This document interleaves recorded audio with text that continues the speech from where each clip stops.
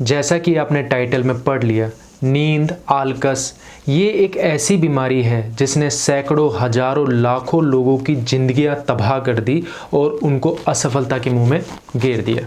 तो ये बहुत ही ज़्यादा खतरनाक बीमारी है। ये हमारे साथ भी थी, ये मेरे साथ भी थी और अलका के साथ भी थी। तो मैं आपको लाइव एग्जाम्पल के साथ बताऊंगा कि हम इससे कैसे हमने इससे छुटकारा पाया।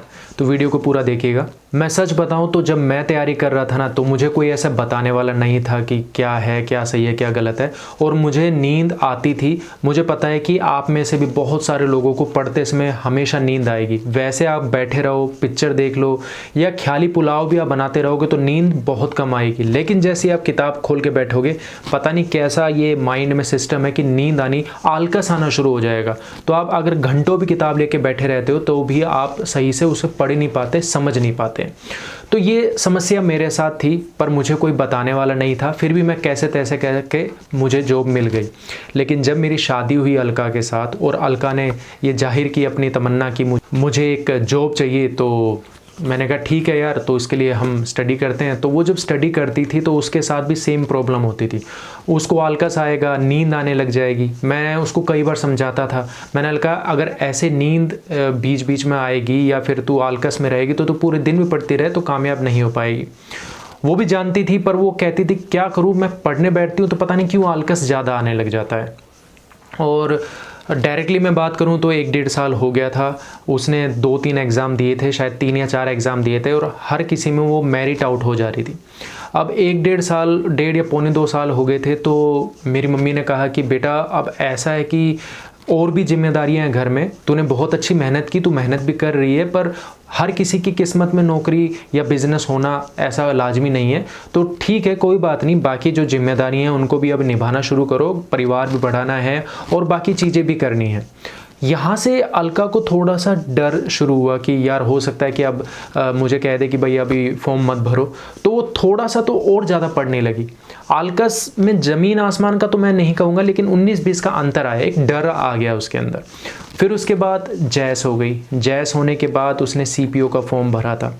CPO का फॉर्म भरने के बाद जैस के साथ जब उसको पढ़ने में दिक्कत आ रही थी, तो मेरी मम्मी ने कहा कि अगर तेरे को कामयाब होना है, अगर तू चाहती है तेरे को जॉब लगे तो ठीक है, कोई बात नहीं, हम बच्चे को जैस को हम पाल लेंगे, तू तैयारी कर ले। ये फैसला तो कठिन था क्योंकि थैंक्स टू मेरी मम्मी, हालांकि थैंक्स का कहना, वो तो मेरी जननी है, मेरी माँ है, जिसने अपनी पोती को पाला, वो भी हमारे बिना, एक माँ के बिना। लेकिन एक माँ के लिए भी एक बहुत बड़ा कठिन फैसला होता है क्योंकि मात्र 6 महीने में ही हमने जैस को अपने से अलग कर दिया था। पिता तो चलो सह लेता है, लेकिन माँ से सहा नहीं जाता। लेकिन मेरी मम्मी ने शायद इतने अच्छे से तो मेरे को भी नहीं पाला होगा जितना जैस को पाला। तो यहाँ से अलका को बहुत अच्छा मोटिवेशन मिला। वो जब घर पे आई तो प्रॉब्लम्स कुछ और भी हो गई थी, लेकिन चलो वो मैं फिर कभी किसी दूसरी वीडियो में बताऊंगी कि उस कमी या उस परेशानी से हमें कैसे निकलना चाहिए। लेकिन यहाँ पर उसको पढ़ने के लिए समय अच्छा मिल गया था। पर यहाँ पर मैंने एक चीज़ नोटिस की कि अब उसकी नींद बहुत कम हो गई थी, क्योंकि जैस नहीं थी तो कुछ दिन रोना धोना हुआ, लेकिन उसके बाद जब पढ़ने लगी तो मन में एक चिंता थी कि यार जैस को मैंने वहाँ छोड़ रखा है, मुझे पढ़ाई करनी चाहिए। तो हाँ, अब इसके बाद उसकी नींद में काफ़ी ज़्यादा परिवर्तन आ गया था। अब उसको इतनी नींद नहीं आती थी। जब SSC CPO का एग्ज़ाम आया, रिज़ल्ट आया, तो वो मात्र 2 नंबरों से मेरिट आउट हो गई थी। मुझे याद है अच्छे से कि वो जो 3-4 रातें थी, 3-4 दिन थे, वो बहुत ही ख़तरनाक निकले थे। अभी भी मेरे सामने ऐसा लगता है कि जैसे आज की बात हो। बहुत ज़्यादा परेशान थी। मम्मी ने 2-3 दिन बाद कहा कि बेटा कोई बात नहीं, तूने बहुत मेहनत की, क्योंकि CPO का जब फिज़िकल था और मात्र 6 महीने ही हुए थे अलका को प्रेगनेंसी के बाद, तो उसके बाद बहुत प्रैक्टिस की और प्रैक्टिस के बाद शरीर में भी बहुत ज़्यादा दर्द हुआ, लेकिन फिर भी उसने वो सब कुछ किया जो वो कर सकती थी। लेकिन मेरिट में सिर्फ 2 नंबरों से रह गई थी। तो मम्मी ने कहा कि बेटा तूने बहुत मेहनत करके देख ली, अब आजा और बच्चों को संभाल और परिवार में संभाल। तू बहुत पढ़ी लिखी है तो अपनी इस एजुकेशन को तुम अपने बच्चों पे यूज़ करो, ठीक है, और करना ही है तो प्राइवेट जॉब भी आप कर सकते हो, मुझे कोई दिक्कत नहीं, लेकिन बस रहने दे, बहुत कर लिया तूने। कुछ दिनों बाद जब मैंने कहा कि अलका बता क्या करना है, क्या डिसीजन है तेरा, तो उसने कहा कि मैं लास्ट ट्राई करूँगी। KVS का फॉर्म भरा हुआ था। तो मैंने कहा, उसने कहा कि मैं अब पुलिस को छोड़ के मैं अब एक बार मैं लास्ट टीचर को एक बार मैं ट्राई करूँगी और उसके बाद मैं कभी भी दोबारा आपसे कभी नहीं कहूँगी कि मुझे जॉब करनी है या फिर मुझे फॉर्म भर के दे दीजिए। उसकी आंखों पे मैंने एक डर और एक जुनून देखा, मैंने जैसे कि मैंने हमेशा देखा है। मैंने कहा ठीक है, लास्ट में तेरे को साथ देता हूँ, पर अब करना क्या है। बोली कुछ नहीं, मैं जैस को अब वहीं रहने दूंगी, मैं जैस को लेकर के नहीं आऊँगी। और मैं 2-2.5 महीने ही थे शायद इस एग्ज़ाम के। बोले कि बस मुझे ये 2-2.5 महीने दे दीजिए, बस इसके बाद मैं कभी ये वक्त नहीं मांगूंगी। मैंने कहा ठीक है, लेकिन तुझे एक काम और करना पड़ेगा। उसने कहा क्या? मैंने कहा कि अब ये जो 2-2.5 महीने हैं, इसमें अब हम घर पे बात नहीं करेंगे। तू जैस से बात नहीं करेगी, जैस को देखेगी नहीं, वीडियो कॉल नहीं करेगी ना, हम घर में किसी से बात ही नहीं करेंगे और तेरे लिए मैं भी घर पे बात नहीं करूँगा। ये फ़ैसला बहुत ज़्यादा कठिन था, लेकिन मैंने कहा कि अगर तुझे करना है तो तुझे मेरी बात ये माननी पड़ेगी। SSC CPO के टाइम पे मैंने सिर्फ एक फ़ोटो उसकी रखी थी, वो भी मैं फ़ोटोकॉपी लेके आया था, मैं ओरिजिनल नहीं लेके आया, नहीं तो उससे और ज़्यादा एक अटैचमेंट हो जाता है। तो मैंने कहा ये फ़ोटो भी मैं हटाऊंगा। तो अलका ने कहा नहीं, मैं फ़ोटो मैं देखूंगा, अगर मेरे पास होगी तो मैं फ़ोटो आपको दिखाऊंगा कि कैसे फ़ोटो हमने रखी थी। तो अलका ने कहा नहीं, बस ये फ़ोटो एक रहने दो, बाकी मैं फ़ोन भी नहीं करूँगी। और बॉस, आप यकीन नहीं करोगे, वो जो 2-2.25 महीने थे, उसमें मैंने जो अलका का एक नया रूप देखा। वो बोलते हैं ना कि औरत चाहे तो कुछ भी कर सकती है, क्योंकि औरत जननी होती है। ये समाज, ये संसार, ये उसी से ही चल रहा है।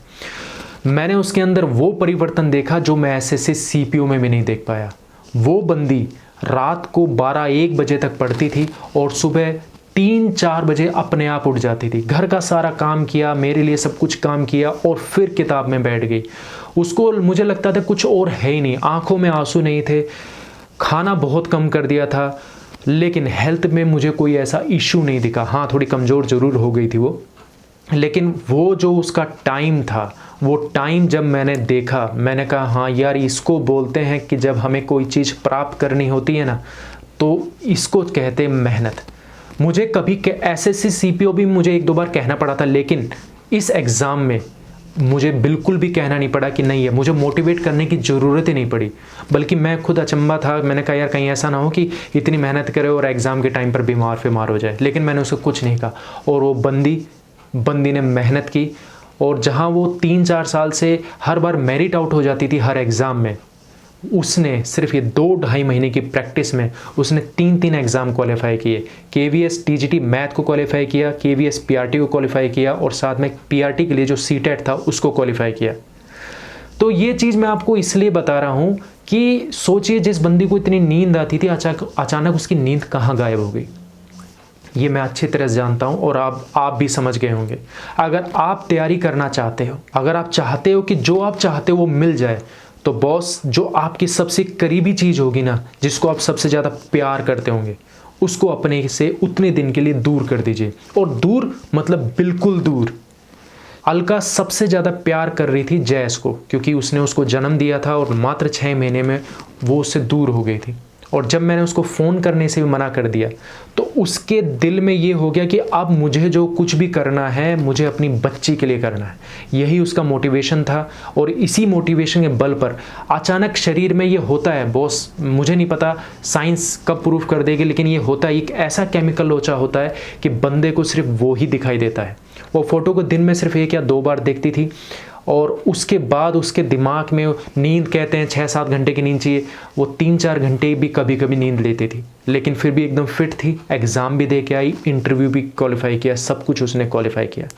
तो मेरी आपसे बस ये राय है कि अगर आप कामयाब होना चाहते हो, तो जो आपको मतलब जिसको आप सबसे ज़्यादा प्यार करते हो, उसको अपने से दूर कर दो, बिल्कुल दूर कर दो। और उसके बाद जब आप कंसंट्रेट होकर पढ़ोगे, तो जहां आप 6 घंटे बैठकर पढ़ के भी वो नहीं पढ़ पाते, वो मात्र आप 2 घंटे 3 घंटे में बिल्कुल कंसेप्ट क्लियर कर दोगे और आपको वो मिल जाएगा जो आप चाहते हो। मैं इसी तरह की और भी जो हमारी गलतियां थी उसके बारे में डिटेल से बताता रहूँगा। अभी के लिए इस वीडियो को तुरंत लाइक कीजिए, शेयर कीजिए अपनों के साथ, और चैनल को सब्सक्राइब करने के बाद बेल आइकन को प्रेस करने के बाद ऑल नोटिफिकेशन को क्लिक कर दीजिए, ताकि इसी तरह की मोटिवेशनल और एजुकेशन वीडियोस आपको मिलती रहे।